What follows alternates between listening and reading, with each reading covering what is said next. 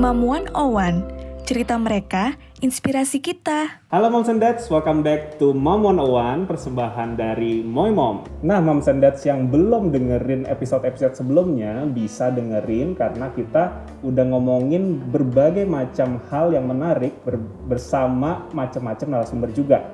Nah hari ini kita kedatangan narasumber yang gak kalah serunya. Dia adalah seorang investor, YouTuber juga, podcaster juga, fotografer juga yang udah terkenal banget lewat karya-karyanya. Ini dia Alexander Ruby. Halo. Ini nggak ada audiens ya, udah tepuk tangan sendiri. Tepuk tangan sendiri. Nah, kalau ini untuk brief perkenalan dari gua aja ya. Kalau Ruby ini dulu mulai terkenal ya, bisa dibilang gitu ya, lewat karyanya di Instagram Captain Ruby. Betul. Terus kesini mulai merambah ke podcast, 30 Days of Lunch. Akhirnya sampai bikin aplikasi juga, YouTube juga, dan juga buku juga. Banyak banget ya kok ya. Terus sekarang BTW lu udah nikah berapa lama ya kok? Gua itu udah jalan 2 tahunan. 2 tahunan ya? Iya, 2 tahun. 2019 dong berarti? 2018 akhir banget. Oh, oke. Jadi masih termasuk new dads juga nih, 2 tahunan ya? Yes. Saat ini masih belum punya anak ya? Belum. Jadi bukan new dad mungkin ya, new soon to be dad. New soon to be dad. Panjang banget namanya. Nah, ada efek apa aja nih selama pandemi ini untuk podcast atau karya-karya lu yang sedang lu bangun sekarang, bisnis-bisnis? Tentunya teman-teman di pandemi ini di luar ekspektasi kita semua ya pastinya. Kita perlu beradaptasi. Yang paling pertama saya alami adalah dari 3 bisnis yang saya jalankan, ada satu yang akhirnya harus saya istirahatkan per Desember kemarin. Jadi udah dicoba untuk bertahan selama setahun. Akhirnya kita putuskan untuk bukan ditutup, tapi di pause dulu. Klien yang masih ada kita kerjakan, selesaikan proyeknya. Setelah itu kita nggak terima klien baru. Lucunya tapi di tengah pandemi juga kita ngelihat banyak opportunities, kesempatan baru. Nah, disitulah makanya lahir aplikasi namanya Mentor Gue. Itu aplikasi yang berangkat dari pengalaman gue bikin podcast. Gue ngerasa makin banyak orang yang butuh untuk belajar, dapat inspirasi kayak sesi hari ini gitu ya. Tapi nggak punya waktu untuk nontonnya, fullnya. Mereka pengennya tuh belajar sambil nyetir, sambil cuci piring, sambil ngelonin anak mungkin, sambil nyetrika gitu ya. Nah, jadinya ya bentuk audio itu ngebantu banget. Nah, Mentor Gue ini rangkuman buku-buku, 200 lebih buku yang udah dibikin dalam bentuk audio. Dan satu buku itu 15 menit selesai gitu. Itu lo semua yang baca? Itu kita punya tim lah yang mengerjakan gitu. Nah, jadi secara bisnis itu, secara pribadi mungkin dari sisi pernikahan gitu ya, kita juga beradaptasi lagi nih. Yang tadinya 9 jam terpisah kantor masing-masing, sekarang kan 24 jam di rumah terus ya. Iya betul. Nah itu membentuk sebuah kebiasaan baru, di mana sekarang kita mulai lebih sering masak sendiri. Kita juga jadinya lebih banyak punya momen untuk ngobrol, dan jadinya kita menemukan aktivitas-aktivitas baru yang selama ini kita mungkin terpisah melakukannya, sekarang ngelakuin sendiri gitu, ngelakuinnya barengan. Jadi mungkin gitu kali ya, adaptasinya sama pandemi. Wow, banyak ya adaptasi di bisnis dan juga untuk keluarga ya. Iya, kalau buat teman-teman yang nonton mungkin ada yang karena pandemi jadinya nggak social distancing di luar, nggak social distancing di rumah, jadinya ada baby baru ya. Banyak nih kayaknya nih. Banyak banget.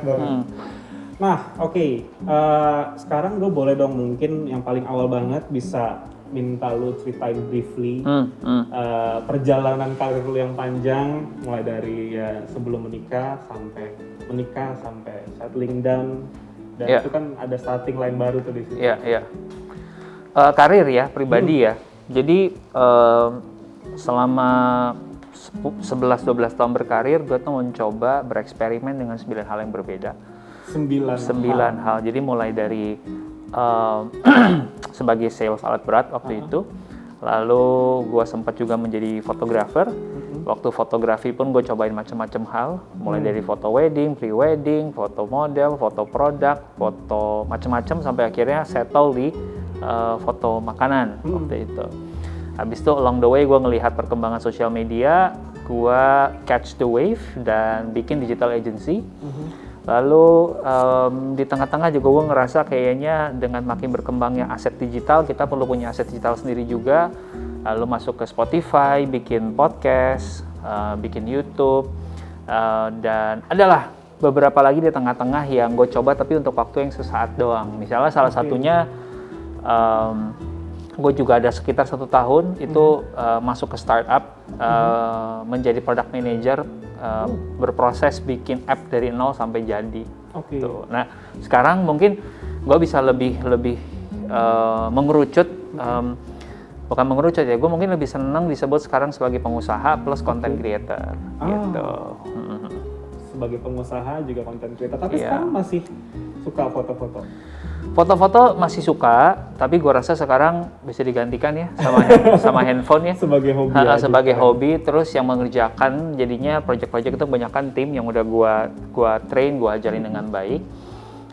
Mungkin yang akhir-akhir ini lagi senang dikerjakan adalah menulis. Makanya menarik nih di tengah pandemi kemarin malah jadi punya waktu lebih menulis dan akhirnya bukunya rilis Desember 2020 kemarin ya. Bersyukur audiensnya, pembacanya suka dengan bukunya, jadinya bergulir dengan sendirinya, word of mouth-nya jalan sendiri. Jadi per April kemarin dalam waktu kurang dari 6 bulan bukunya dapat anugerah mega bestseller dari si Gramedia. Iya. So puji Tuhan lah, puji Tuhan. Iya. Nah itu kan perjalanan karir tuh sampai akhirnya lu pacaran sebelumnya berapa tahun? 5 tahunan. 5 tahunan. Iya. Berarti sejak lu memulai karir gitu ya? Iya, di tengah-tengah gue mulai karir. Oke, sampai akhirnya menikah 2018 akhir ya? Iya. Nah itu ada adjustment nggak sih? Maksudnya pada saat itu berarti lu menikah, lu sedang ngurusin bisnis yang fotografi itu atau? Betul. Itu ada adjustment tersendiri yang pada saat dilakukan atau just go with the flow? Sebenarnya justru kalau bicara soal pasangan menurut gue malah jadi saling mengisi. Karena gini, kan gue sebagai pengusaha, istri itu profesional bekerja kantoran, gitu ya. Kebetulan waktu itu dia 11-12 tahun itu berkarir di luar negeri. Jadi dulu gue long distance relationship. Wow, selama 5 tahun itu berarti? Yes, betul. Nah, jadi adaptasi terbesar adalah gimana kita bisa komunikasi, ngejaga kedekatan, gitu ya, ngebangun trust itu walaupun jarak jauh. Makanya adaptasi terbesar adalah gua semenjak pacaran jadinya, ini lucunya ya, malah jadi terpecut untuk bekerja lebih keras. Gitu. Karena kalau enggak, dari mana budgetnya ngunjungin pacar ke luar negeri setahun 4-6 kali gitu kan. Nah, jadi itu yang terjadi. Menurut gue itu yang pertama. Dan yang kedua adalah justru setelah kita ngobrolin malah jadi menemukan balance dalam artian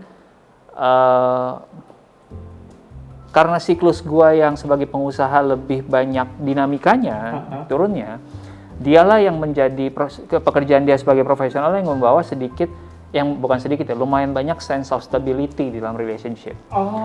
Contohnya gini, kalau orang kerja kantoran, apalagi di perusahaan multinasional kayak dia, asuransinya pasti mengcovernya bagus banget tuh. Bahkan mengcover sampai gua dapat benefit yang sama dengan dia. Gitu ya. Benefitnya pun luar biasa banget gitu, sampai ke kacamata. Gitu. Jadi gue kalau mau ganti kacamata ini tiap tahun udah ada budgetnya nih, dari asuransi gitu ya. Yang kedua, gue masuk rumah sakit kalau rawat inap udah pasti. Kemudian kalau misalkan gue setiap tahun butuh medical check up sudah ada juga budgetnya.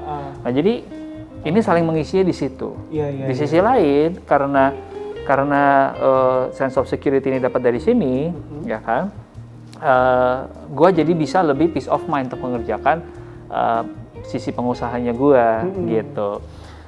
Sehingga gue bisa mengambil resiko-resiko yang lebih besar, masuk ke bisnis-bisnis yang mungkin orang melihatnya nggak biasa, tapi dalam waktu mungkin setahun, 2 tahun, 3 tahun, akhirnya bisa return-nya tuh luar biasa banget. Nah, gitu. Iya, menarik ya. Nah, ini nih yang menarik adalah settling down nih. Definisi. Kalau menurut lo sendiri definisi settling down itu apa nih gitu? Karena banyak juga orang-orang yang saat ini udah nikah, terus tapi misalnya mereka rumahnya misalnya masih kontrak atau baru mau nyicil gitu, atau mobilnya masih kredit gitu ya. Itu mereka ngerasa kayak, duh kayaknya hidup gue belum settle down banget nih, gue belum siap nikah, atau mereka bahkan mungkin udah nikah tapi kayak jadi pusing sendiri gitu loh. Nah, kalau menurut lo sendiri definisi settling down-nya apa? Menurut gue settling down itu setiap orang tentunya berbeda-beda ya. Jadi nggak ada gunanya juga kita membandingkan settling down versi kita sama orang lain, gitu. Tapi menurut gue settling down itu lebih ke sisi psikologi, lebih ke sisi internal daripada eksternal, gitu. Eksternal tuh misalnya gini, ya, kita bicara rumah, kita bicara apalah yang orang mulai keluarga kan basicnya ya, orang bilang bibit bebet bobot gitu ya. Punya rumah, punya mobil, punya pekerjaan yang solid gitu lah ya. Nah, tapi orang yang udah punya duit banyak pun, orang yang udah mau rumah gede banget pun gitu, atau punya pekerjaan yang bagus banget pun, bisnis bagus banget pun, belum tentu secara psikologi, secara internal dia tuh ready untuk settling down. Ya kan? Betul. Makanya ada orang-orang yang dengan sengaja memilih untuk, karena gue nggak nikah dulu deh, nanti aja nomor 40, gue masih pengen main-main, gue sih pengen menikmati dalam artian punya kebebasan dan belum bisa committed, gitu. Nah jadi di satu sisi yang sebaliknya ada orang seperti orang tua gue yang di umur 20-an, ya 25 kalau nggak salah mereka menikah, tapi memang udah ready, apapun yang terjadi, mau nanti kita beli rumah nyimang nyicil 10 tahun, ya kan, beli mobil nyicil 3 tahun, siap-siap aja. Malah seru dijalanin bareng. Kenapa? Karena mentally, internally sudah ready untuk settle down, sudah ready untuk commit. Jadi menurut gua settle down itu lebih ke internal, lebih ke mental daripada eksternalnya gitu. Oke, jadi basically dua-duanya sepasang ini udah harus punya state of mind yang sama lah ya. Kalau tentang settling down atau gimana? Iya, menurut gua harus sama dulu. Harus sama dalam artian secara mental dan internal udah ready dulu. Setelah itu eksternalnya ngomongin soal rumah segala macam itu udah lebih enak. Karena udah sepaham, sevisi gitu ya.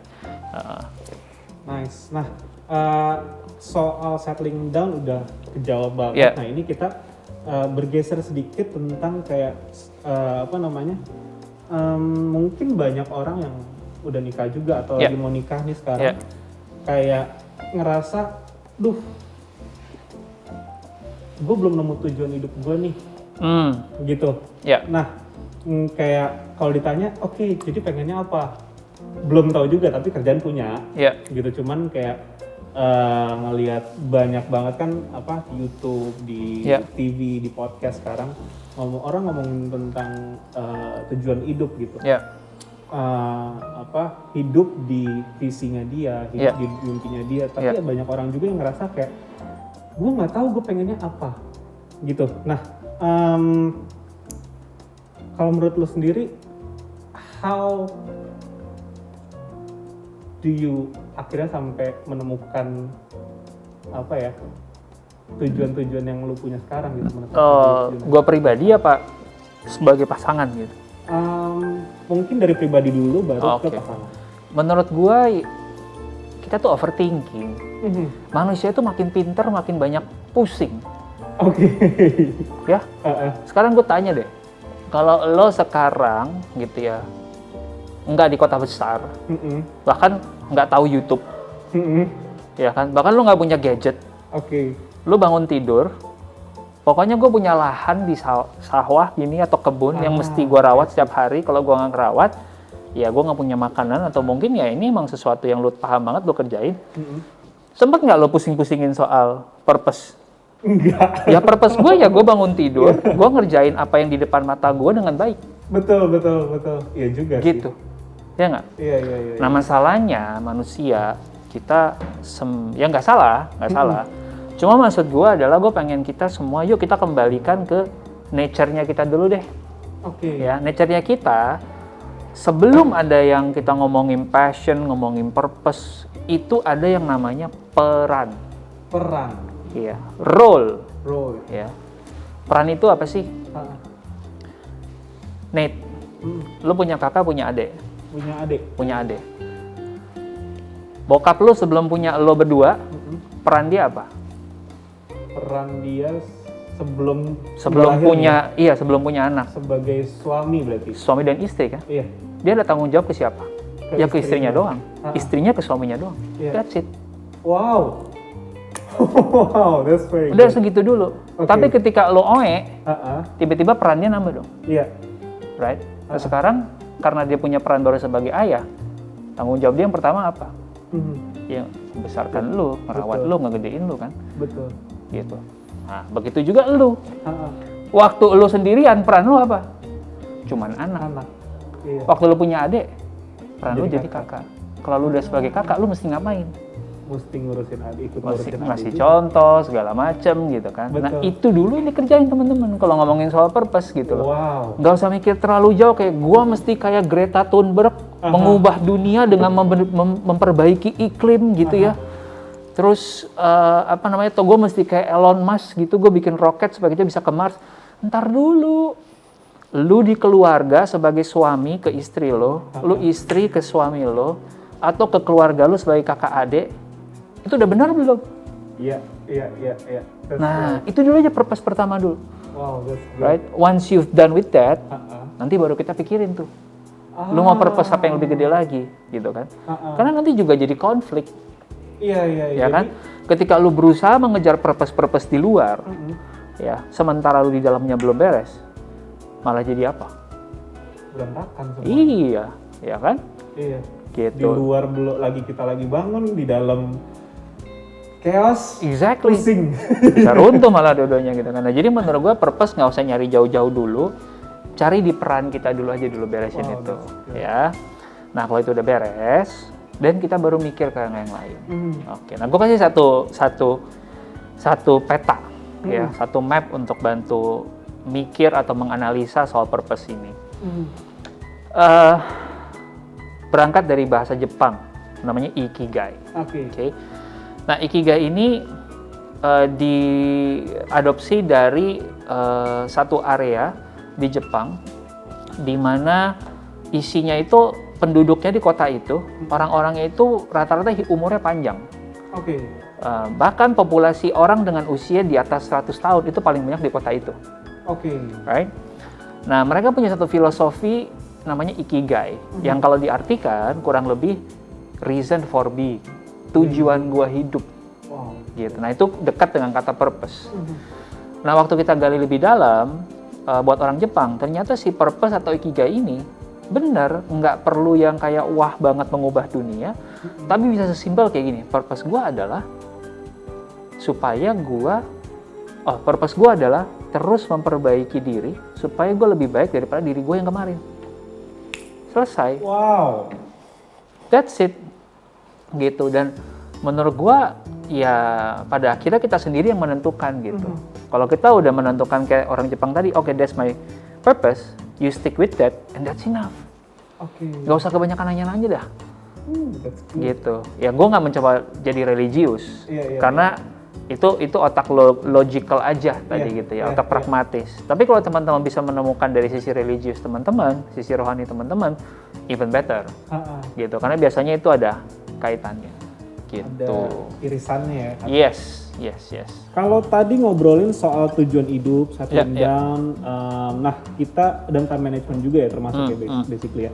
Nah sekarang kita coba bergeser lagi sedikit, naik lagi tentang netapin kalau ini semua udah oke nih, kerjaan kita udah ngerti semua tentang tadi, kita sekarang gimana sih caranya netapin skala prioritas keuangan saat kita udah mulai berkeluarga nih? Iya. Gitu. Kalau mending gimana, kayak lebih banyakin pos untuk tabungan atau pos untuk berinvestasi atau gimana kalau menurut lu sendiri? Sekali lagi kembali ke tujuan keuangan teman-teman masing-masing. Kalau di buku gua tulis apapun pertanyaan teman-teman soal karir, hidup, keuangan, jawabannya adalah tergantung. Tergantung apa? Ya, lu udah kebayang belum di umur lu nanti 60? Ya. Lu mau hidup yang kayak gimana? Oh, gue mau hidup gue di sebuah kastil di Perancis, di belakangnya ada kebun anggur, ya kan? Kastil gue isinya 14 kamar, 10 kamar mandi, terus ada butler yang bantu gue setiap hari untuk nganter gue kemana-mana, ya kan? Terus gue punya 10 ART yang bersihin kastil gue. Ya kalau mimpi lu seperti itu ya berarti buru-buru nyambung yang banyak, cuy. Iya. Right? Karena mimpi lu wah banget gitu betul. ya, dan udah bisa sampai sana mungkin ya lo mesti kerja keras, mesti penghasilan banyak, dan ya lo mesti investasi dengan tepat gitu. Tapi di saat bersamaan juga ada orang-orang yang ngerasa, oh ya udah, gue nggak pengen punya anak, ekstrimnya mungkin ya, gue pengen gue dan pasangan gue, kita berdua nanti di umur 60 waktu kita let's say quote unquote pensiun gitu ya, kita bisa mengerjakan apa yang kita pengen kerjakan tanpa harus pusingin lagi misalnya gue besok makan apa. Gitu. Nah kalau kayak gitu, hitungannya cukup simple. Nih saya kasih sedikit ilustrasi buat teman-teman ya. Simpelnya ada namanya 4% rule.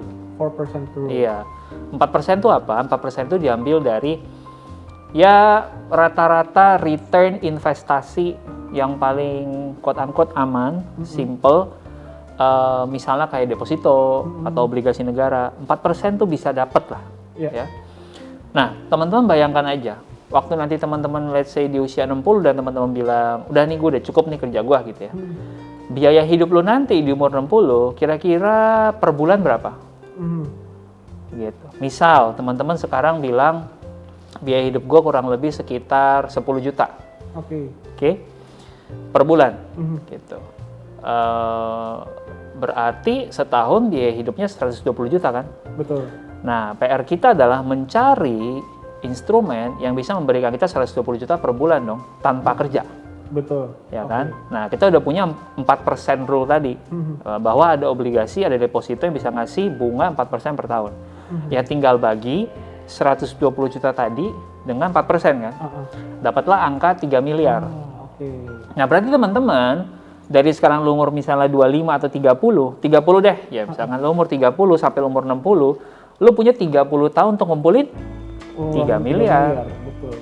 Gitu. Kalau nanti lu capai 3 miliar, ya bisa dibilang lu tinggal menikmati masa tua lu dan hidup dari mana? Dari bunga 4% dari 3 miliar tadi. Gitu. Nah, itu kan tapi case-nya kalau nggak menikah misalnya, menikah, nggak punya anak, berdua doang dan nggak budget 10 juta. Nah, jadi kalau ditanya tadi, untuk perencanaan keuangan masa tuanya, menurut gue tergantung tadi.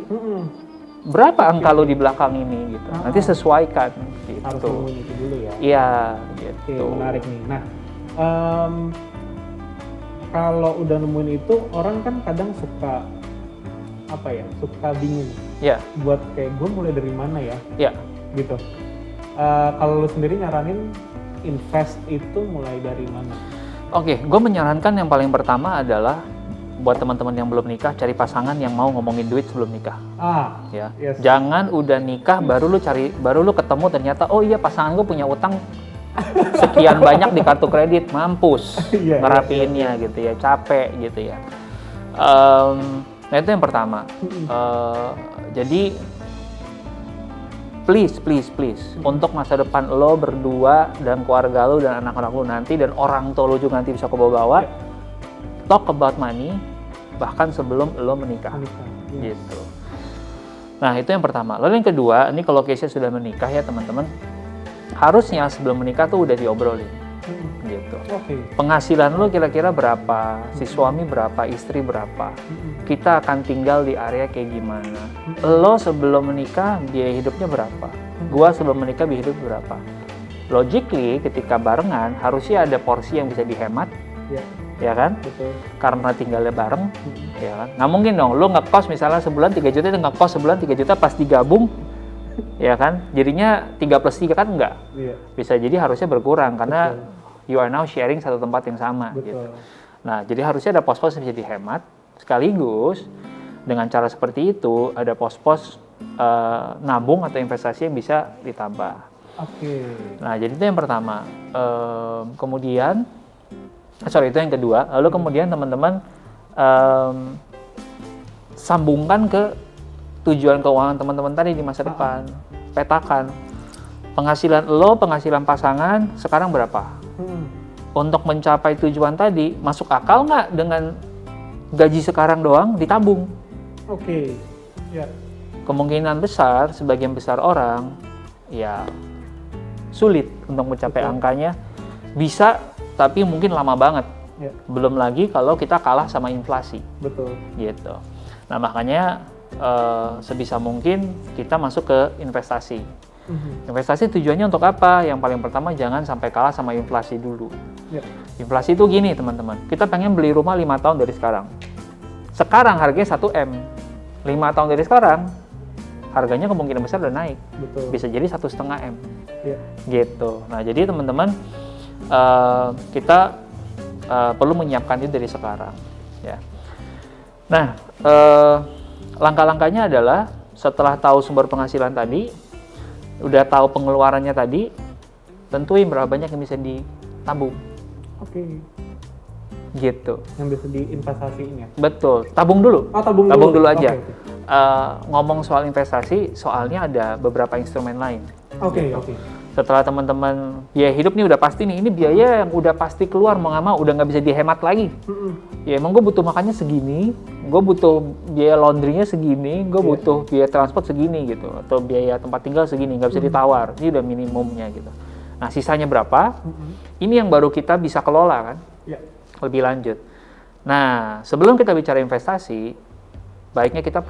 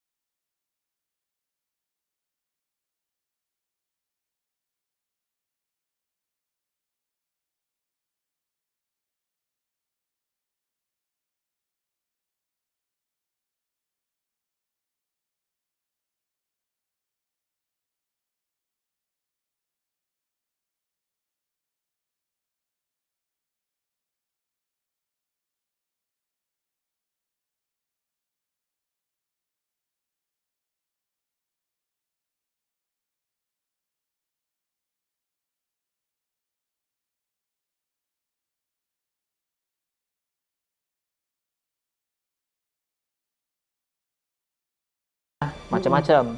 Ada bisa ke saham, bisa ke obligasi juga. Nah, reksadana ini kita titipin orang, lu manage. Ya. Nah, reksadana returnnya juga bervariasi, ada yang mulai dari rata-rata sih 6% sampai kalau saham mungkin bisa 13 sampai 12% gitu ya. Nah, tapi semakin tinggi persentasenya, ekspektasi returnnya, resikonya juga semakin besar. gede risknya. Ya, biasanya gini teman-teman, kita ada satu kode ada satu istilah namanya drawdown. Drawdown itu adalah maksimum penurunan nilai yang akan terjadi dalam kurun waktu tertentu. Oke. Kalau teman-teman nanti buka aplikasi apapun yang ada reksadananya, pasti ada istilah drawdown tadi. Misalnya drawdown-nya adalah 7%. Artinya apa? Dalam kurun waktu misalnya setahun atau 2 tahun terakhir, itu pernah terjadi penurunan nilainya sampai lebih dari 7%. Iya. Sampai maksimal 7% gitu. Nah, teman-teman kalau investasi teman-teman turun sampai 7%, lo bisa nyenyak tidur nggak? Gitu. Lo masih bisa ngerasa, tenang, nanti juga bisa balik lagi. Atau lo malah udah kalang kabut. Nah, makanya tadi sesuaikan dengan tujuan keuangan kita dan profil resiko kita juga. Iya. Nah, di atas reksadana baru kita turun langsung ke saham, kita milih langsung sahamnya. Ya, ya kalau bicara IHSG sih returnnya mungkin antara 9-10% kalau IHSG ya secara garis besar. Iya. Tapi kalau kita bisa benar-benar memilih dengan baik, tentunya di atas itu juga sangat possible banget. Bahkan ada teman-teman yang bisa di atas 13, 14, sampai 20% per tahun. Lalu di atas itu ada apa lagi? Ada aset kripto. Ya, itu yang 24 jam tuh trading terus tuh. Ya. Nah, ini bisa detik ini naik 20%, menit berikutnya turun 30% gitu. Nah, ini kan volatile banget ya. Iya. Nah, itu rewardnya bisa gede banget, returnnya juga bisa, returnnya juga bisa tinggi banget, tapi resikonya juga gede banget. Nah, jadi sesuaikan dengan resiko profil teman-teman tadi, ya. Mana investasi yang dalam jangka waktu yang teman-teman tetapkan tadi masuk akal, sesuai dengan potensi returnnya, tapi lo tetap bisa tidur nyenyak. Itu yang paling penting ya. Ya, ya. Oke. Sorry ini agak panjang tapi itu bagus banget, asik iya. banget itu bang. Iya. Nah, kalau menurut Koruby sendiri nih, penting nggak sih, maksudnya misalnya kita udah bisa posin nih di reksadana, kita udah bisa posin di obligasi, penting nggak sih punya lebih dari 1 atau 2? Kalau kita udah tahu kita posin di mana aja, kira-kira harusnya punya berapa money generator sih? Money generator lah ya. Money generator maksudnya apa ya? Kayak bukan money generator lah ya. Untuk investment ini kita idealnya punya berapa sih? Berapa jenis? Misalnya ada yang di saham kita taruh juga, ada yang di reksadana juga. Iya. Kalau gua pribadi ngelihatnya adalah diversifikasi itu perlu, ya. Tapi diversifikasilah di instrumen investasi yang kita paham. Oke. Gitu. Ya. Mungkin teman-teman waktu nonton video ini ngerasa kayak, aduh gue buta banget, gue nggak ngerti banget. Nah, mulai teman-teman belajar. Kalau nggak pernah mulai ya tahun depan nonton video yang sama lagi juga mungkin sama kosongnya kepalanya. Right? Nah, mulailah belajar, dalemin dari semua yang saya sebut tadi. Silahkan mau belajar mulai dari yang mana dulu. Saran saya dari yang simpel dulu aja, ya kan? Mungkin dalam 6 bulan setahun pertama teman-teman investasi, kalau baru mulai, semua cobain dulu nggak apa-apa. Jadi teman-teman mungkin dari 100% dana simpanan teman-teman yang emang buat investasi, itu misalkan taruh 20% di obligasi, 20% di reksadana, 20% di saham, 20% di yang lain-lain gitu ya. Terserah lah, tapi intinya kalau saya sih saran ya mungkin taruh aja dulu di angka yang serupa di berbagai instrumen ini. Tujuannya supaya teman nyicipin dulu. Ngerasain dulu gitu. Atau kalau belum berani 20% ya kasih yang minimumnya aja. Misalnya untuk reksadana sekarang teman-teman 1 juta juga udah bisa kok. Jadi masukin 1 juta dulu deh, rasain. Gitu. Saham juga berapa ratus ribu juga bisa kok. Bisa, gitu kan. Ya udah masukin dulu segitu deh, rasain. Nah, jadi intinya proses belajarnya yang penting. Gitu. Setelah teman-teman 3-6 bulan cobain dan dapat nih proses belajar udah ngena, oh ternyata di obligasi itu rasanya gini ya. Di reksadana rasanya gini ya, saham rasanya gini ya. Oke. Nah, lalu teman-teman pilih mau dalamin yang mana. Kalau gua sendiri, gua banyak porsi lebih besar di obligasi plus di saham. Oke. Gitu. Jadi itu menurut gua saling ngebalance satu sama lain. Ya, kasarnya gini nih ya, apa yang gue taruh di saham itu kurang lebih penghasilan gue setahun. Oke. Ya. Yang ditaruh di saham ya. Iya, jadi worst case scenario nih, kalau yang di saham ini bener-bener turun sampai 0, ya gue kerja keras tahun balik deh. Itu resiko maksimalnya gue. Oke. Yang bisa gue tanggung. Iya. Gitu. Yang gue bisa kayak, ya udahlah, ya udah, ya kan, masih bisa tidur nyenyak dengan ya udahlah setahun lagi kerja keras. Gitu. Tapi gue tahu juga dengan gue naruh di saham ini gue punya potensi untuk bisa 2 kali lipat. Betul. Gitu misalnya kan dalam kurun waktu 2-3 tahun gitu ya. Nah, turun sampai 0 sih sangat jarang sekali kemungkinan ya. Nah, tapi itu cara pikirnya yang simpelnya gitu. Mungkin buat beberapa orang yang gue taruh di saham ya, jangan deh maksimal sebulan gaji gue. Gue nggak ikhlas kalau sampai ini gitu. Ya silahkan pakai kayak gitu. Nah, jadi sekarang gue taruh di obligasi dan di saham paling besar karena di satu sisi amannya dapat banget di sini, tapi gue juga nggak mau kehilangan kesempatan kalau ekonominya atau marketnya berjalan dengan baik. Nah, jadi dengan 2 ini bersamaan, gue dapat rasa aman dan reward yang tinggi di sini juga. Nah, ini ngebalance satu sama lain, gitu. Adalah kecil banget di aset kripto. Nah, itu yang liar banget dan biasanya nggak lebih dari 5% total aset gitu. Iya. Wow, menarik banget. Nah, oke. Kalau soal tadi kita udah ngomongin soal bisa menghasilkan uang lewat investment yang kita bikin. Nah, ini maksudnya pasti semua orang pengen dong ya. Iya. Gitu untuk punya hidup yang lebih baik. Nah, cuman selain itu kan juga kita juga pasti berkarir juga di luar, terus habis itu kita karirnya juga makin naik juga. At the end, amin ya setelah orang-orang denger ini ya. Dan dengerin TDOL juga, 30 Days of Lunch, bener ya TDOL ya? Ya, podcastnya namanya 30 Days of Lunch ya. Terus nah, cuman kan orang-orang juga dari uang yang udah kita hasilkan itu tuh tadi semua, kita kan juga pasti pengen orang-orang yang kita cintai menikmati itu juga dong maksudnya. Jadi ya pasti kita juga harus punya bukan spare waktu, kita harus punya set time frame untuk mereka nggak cuma jadi hal yang ya udah kita spare doang gitu, kita sisain waktu doang buat mereka, tapi benar-benar kita kasih juga waktu yang berkualitas buat mereka kan. Kalau nah lu sendiri kan saat ini juga there's so much on your plate right now gitu.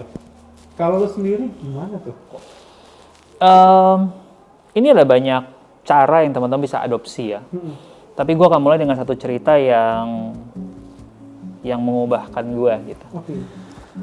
Jadi gue sempat ngobrol sama salah satu pastor gue. Dia bilang gini, lo kerja capek-capek buat apa? Rata-rata orang yang jawab, ya buat keluarga gue dong. Right? Oh ya, betul buat keluarga lo. Boleh nggak gue ngeliat kalender lo? Coba lo lihat kalender lo sekarang.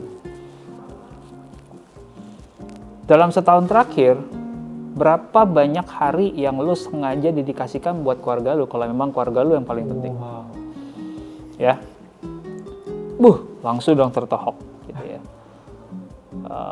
Lalu dia bilang kayak gini, semakin tinggi kita di dalam, bukan semakin tinggi ya, semakin naik kita di dalam karir, ya memang biasanya kecenderungannya adalah semakin sibuk, semakin banyak pengen, semakin BM, mau kerja itu, mau kerja itu gitu ya. Nah, jadinya kita mengorbankan sisi yang tadi, waktu, quality time sama keluarga gitu. Nah, cara ngebalance-nya gimana? Sebenarnya bukan berarti kita harus 50-50. Berarti gue kerjanya cuma 4 hari seminggu, 3 harinya gue buat sama keluarga. Enggak begitu juga. Tapi jangan sampai momen-momen yang paling penting itu lo lewatkan. Nah, jadi gini, dia bilang. Ini cara pertama ya teman-teman ya. Biasanya mendekati akhir tahun, kita akan mulai merencanakan tahun depan, Yes. tahun berikutnya. Nah, dia menyarankan, misalkan sekarang 2021 nih, bulan Juni gitu ya. Ya, sekitar Oktober, September teman-teman bolehlah duduk sama pasangan, tahun depan 2022 ada hari-hari penting apa ya? Wow. Gitu. Misalnya gini, ulang tahun sudah pasti. Iya. Anniversary pernikahan sudah pasti. Right? Ulang tahun lo, pasangan dan anak, anniversary lo, ulang tahun orang tua, ya kan? Kemudian apa lagi yang penting buat lo? Gitu. Oke. Misalnya kalau yang punya anak, kapan anak-anak akan libur? Iya. Ya. Sehingga di situ satu-satunya momen lo bisa bisa berlibur sebagai sebuah keluarga, bisa punya quality time kan. Oke. Nah, lo udah punya ancang-ancangnya dulu. Di bulan apa, tanggal berapa kira-kira gua akan liburan. Gitu. Kemudian hal penting lainnya, misalnya anak lo akan schedule sekolah kan biasanya sudah fix ya. Gitu. Lo bisa minta gitu ya.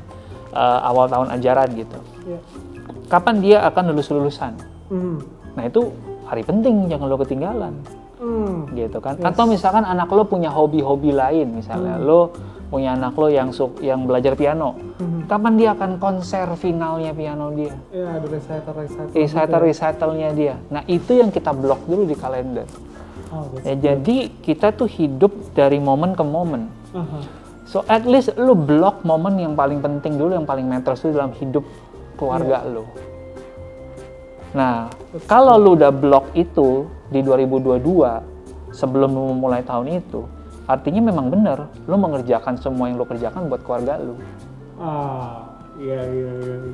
Baru setelah itu, waktu-waktu yang tersisa di luar momen penting itu lu pakai buat ya udah, nanti kantor gue mau ada outing di mana ya gue sesuaiin lagi.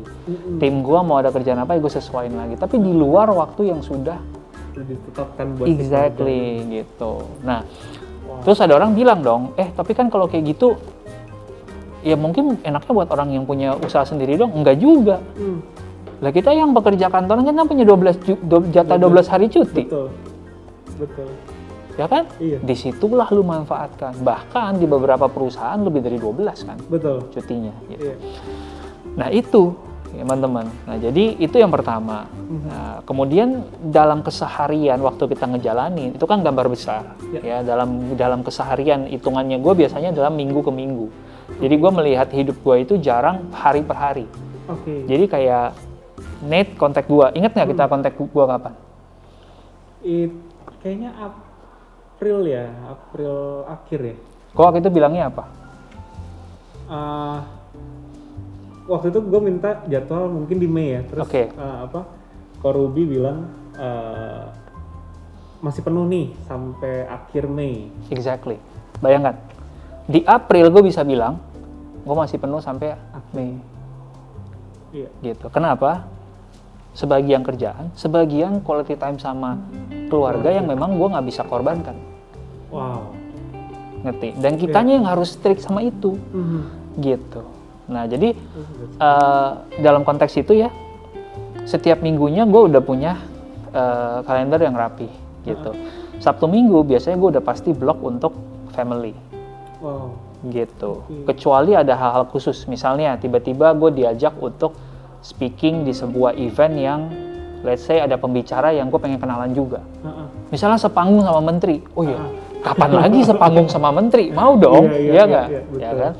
Nah, itu kan tidak terjadi tiap minggu. Nggak terjadi tiap minggu, nggak terjadi tiap bulan, nggak terjadi tiap tahun bahkan. Iya, betul. Nah di situ kita ngobrol, baru kita case to case kita ngobrol sama pasangan. Boleh nggak gue colong 3-4 jam di hari Sabtu ini jam segini untuk ini? Nggak apa-apa, aku juga mungkin kemungkinan besar di rumah lagi bobok doang. Oh ya udah jalanin gitu. Nah jadi ada case to case kayak gitu. Bukan berarti tanpa friksi ya. Nah jadi itu yang pertama. Kemudian berikutnya lagi adalah teman-teman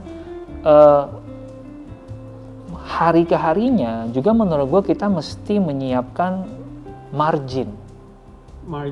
Margin itu apa ya bahasa Indonesianya ya? Celah. Ya, kita udah menyiapkan celah untuk family time tadi. Untuk keseharian kita tadi. Dan celah itu secara sadar kita masukin.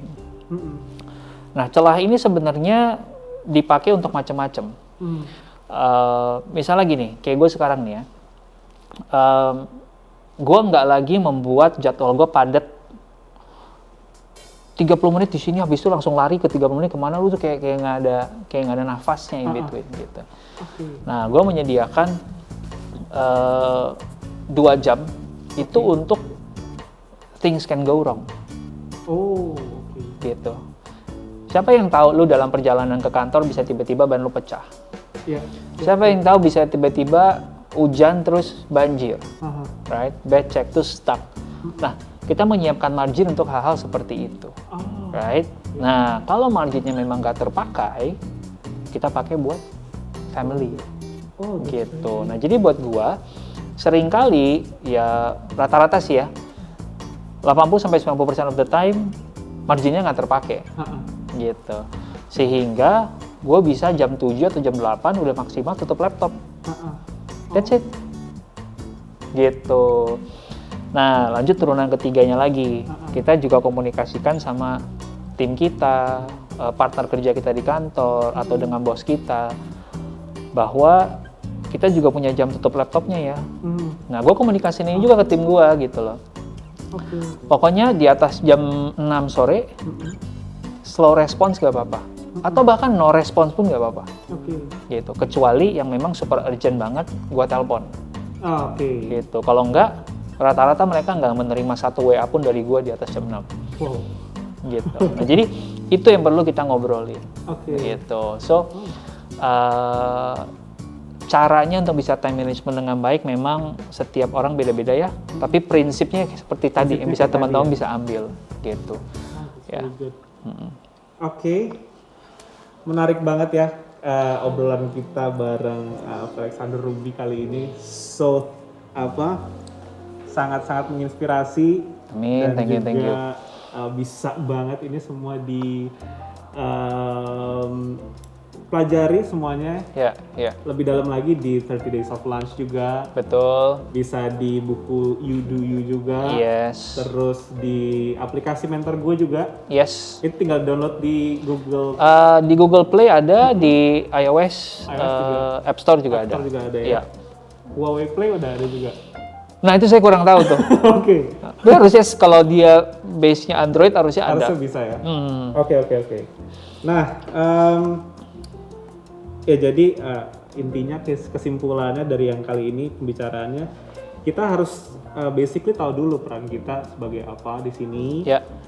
Kalau ada ya satu jadi anak atau jadi suami atau jadi istri atau jadi ayah, kita tahu dulu peran kita jadi apa, terus harus bertanggung jawab dengan peran itu dulu ya. Terus supaya kita bisa and then masuk ke step yang berikut lagi, nentuin kita mau jadi apa, pengen apa dalam kehidupan, terus and then set your goals juga. Ini supaya bisa set our priorities right juga ya. Mulai dari time, money, keluarga, everything. Dan berakhir sudah segmen kita kali ini, episode kita kali ini bersama Alexander Ruby. Thank you so much for coming. Thank you Nate for having me. Yes, sama-sama. Okay, Mom, see you in the next episode of Mom 101. Bye-bye. Bye-bye.